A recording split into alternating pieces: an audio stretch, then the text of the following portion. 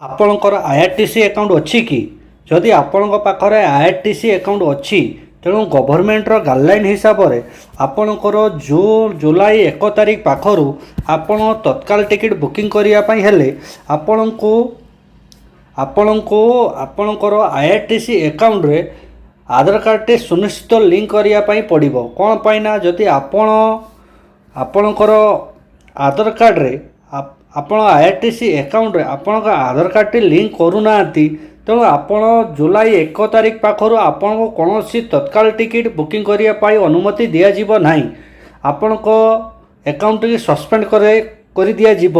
ତେଣୁ ଏ ଭିଡ଼ିଓ ମାଧ୍ୟମରେ ଆପଣଙ୍କୁ କହିବୁ ଯେଉଁ ଆପଣଙ୍କ ଆଇଆର୍ଟିସି ଆକାଉଣ୍ଟରେ ଆପଣ କିଭଳି ଭାବରେ ଆପଣଙ୍କର ଆଧାର କାର୍ଡ଼ଟି ଲିଙ୍କ କରିଛନ୍ତି ତାହା ଆପଣଙ୍କର ଷ୍ଟାଟସ୍ କେମିତି ଚେକ୍ କରିବେ, ମାନେ ଆପଣଙ୍କ ଆଇଆର୍ଟିସି ଆକାଉଣ୍ଟରେ ଆପଣଙ୍କର ଆଧାର କାର୍ଡ଼ଟି ଲିଙ୍କ ଅଛି କି ନାହିଁ କେମିତି ଚେକ୍ କରିବେ। ଭିଡ଼ିଓଟି ଫାର୍ଷ୍ଟରୁ ଲାଷ୍ଟ ପର୍ଯ୍ୟନ୍ତ ଦେଖନ୍ତୁ ଏବଂ ଚ୍ୟାନେଲଟିକୁ ସବସ୍କ୍ରାଇବ୍ କରନ୍ତୁ। ଚାଲନ୍ତୁ ଭିଡ଼ିଓଟି ଫଟାଫଟ ଷ୍ଟାର୍ଟିଂ କରିବୁ। ଆପଣଙ୍କ ମୋବାଇଲ କିମ୍ବା ଲ୍ୟାପଟପ୍ରେ ଗୁଗଲ୍ ବ୍ରାଉଜରଟି ଓପନ୍ କରନ୍ତୁ। ଗୁଗଲ୍ ବ୍ରାଉଜରଟି ଓପନ୍ କଲା ପରେ ଦେଖିପାରୁଥିବେ ଆଇଆର୍ଟିସି ଟାଇପ୍ କରନ୍ତୁ। ଆଇଆର୍ଟିସି ଟାଇପ୍ କଲା ପରେ ଆପଣ ସର୍ଚ୍ଚ ବାର୍ରେ ଓକେ କରନ୍ତୁ। ସର୍ଚ୍ଚ ବାର୍ରେ ଓକେ କଲା ପରେ ଦେଖିପାରୁଥିବେ ଏ ଆପଣଙ୍କର ଆଇଆର୍ଟିସିର ଅଫିସିଆଲ ଆଇଡି ଏଇଥିରେ ଆପଣ କ୍ଲିକ୍ କରନ୍ତୁ।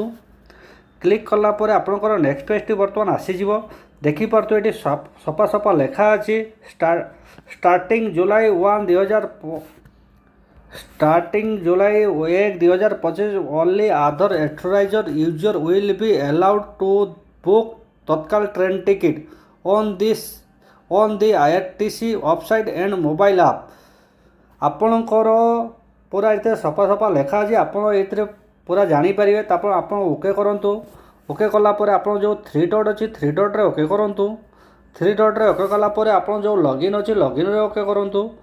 ଲଗ୍ଇନ୍ରେ ଓକେ କଲା ପରେ ଦେଖିପାରୁଥିବେ ଆପଣଙ୍କ ୟୁଜର ନେମ୍ ଆପଣଙ୍କୁ ମାଗୁଛି। ଯେଉଁ ଆପଣଙ୍କର ଆଇଆର୍ଟିସିର ୟୁଜର ନେମ୍ ଆପଣ ବନେଇଛନ୍ତି ଆପଣ ସେଇଟା ଟାଇପ୍ କରନ୍ତୁ। ବର୍ତ୍ତମାନ ମୋର ୟୁଜର ନେମ୍ଟି ମୁଁ ବର୍ତ୍ତମାନ ଏଇଠି ଟାଇପ୍ କରିମି।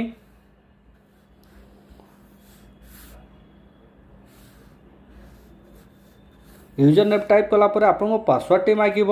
ଯେଉଁ ଆପଣଙ୍କର ପାସୱାର୍ଡ଼ଟି ଆପଣ ଏଣ୍ଟ୍ରି କରିବେ। ଯେଉଁ ଆପଣ ପାସୱାର୍ଡ଼ଟି ବନେଇଥିବେ ଆପଣ ପାସୱାର୍ଡ଼ଟି ଏଣ୍ଟ୍ରି କରିବେ।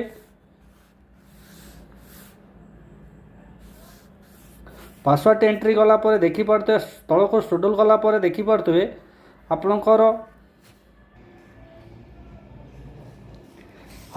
ୟୁଜର